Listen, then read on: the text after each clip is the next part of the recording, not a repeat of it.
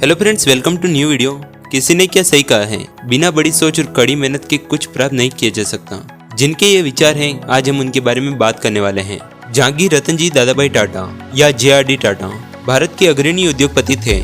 आधुनिक भारत की औद्योगिक बुनियाद रखने वाले उद्योगपति में इनका नाम सर्वोपरि है। भारत में इस्पात, इंजीनियरिंग, होटल्स, कमर्शियल फ्लाइट्स और अन्य उद्योगों के विकास में इनका महत्वपूर्ण योगदान रहा है। JRD टाटा ने भारत की पहली कमर्शियल फ्लाइट टाटा एयरलाइंस की शुरुआत की थी, जिसका नाम बदलकर 1946 में एयर इंडिया रख दिया गया। इसी कारण JRD टाटा को भारत की नागरिक उड़ानों का पिता भी कहा जाता है। देश के विकास में उनके अतुलनीय योगदान को ध्यान में रखते हुए भारत सरकार ने उन्हें सन 1955 में पद्म विभूषण और 1992 में देश का सर्वोच्च नागरिक सम्मान भारत रत्न से सम्मानित किया गया। आज हम इस वीडियो में उनके जीवन और उनकी जर्नी के बारे में जानने वाले हैं। तो हम हैं रिच लाइफ विद केडी। इस वीडियो में आपका स्वागत करते हैं। JRD टाटा का जन्म 29 जुलाई 1904 को पेरिस में हुआ था। उनके पिताजी का नाम रतन जी दादाभाई टाटा व माता सुजैन बीरे की दूसरी संतान थे। उनके पिताजी रतन जी देश के अग्रणी उद्योगपति जमशेदजी टाटा के चचेरे भाई थे। उनका जन्म फ्रांस में हुआ था। इनकी पहली भाषा फ्रेंच थी। इन्होंने कैथेड्रल और जॉन कॉनन स्कूल मुंबई से अपनी प्रारंभिक शिक्षा प्राप्त की। बाद में इन्होंने अपनी इंजीनियरिंग की पढ़ाई कैम्ब्रिज विश्वविद्यालय से प्राप्त की। इन्होंने फ्रांसीसी सेना में 1 वर्ष तक सैनिक प्रशिक्षण भी प्राप्त किया। सेना में इनकी रुचि बहुत ज्यादा थी, लेकिन पिताजी की इच्छा और कुछ थी, इसीलिए इन्हें सेना छोड़नी पड़ी। सर JRD टाटा की टाटा ग्रुप की जर्नी। सन 1925 को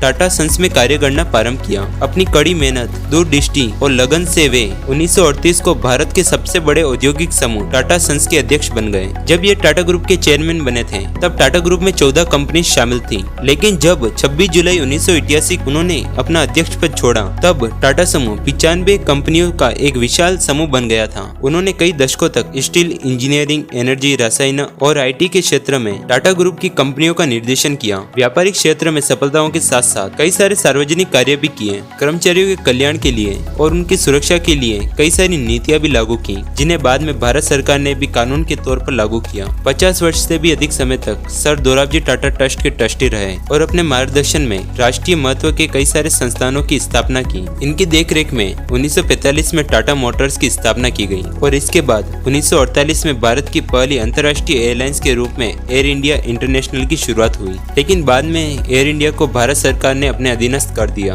भारत सरकार ने सन 1953 में सर JRD टाटा को एयर इंडिया बोर्ड का अध्यक्ष नियुक्त किया। बाद में इस पद पर 25 वर्षों तक ये कार्य करते रहे। इन्होंने कर्मचारियों के हितों में कई सारी योजनाएं भी लागू की। सर JRD टाटा का निधन हार्ट में कुछ इश्यूज के कारण 29 नवंबर 1993 में स्विट्जरलैंड जेनेवा में हुआ था। उनकी मृत्यु पर भारत सरकार ने संसद की कार्यवाही को स्थगित कर दिया। इनकी मृत्यु के बाद इन्हें पेरिस में दफनाया गया। अगर आपको वीडियो पसंद आई हो तो प्लीज लाइक एंड सब्सक्राइब जरूर करें। Thank you for watching.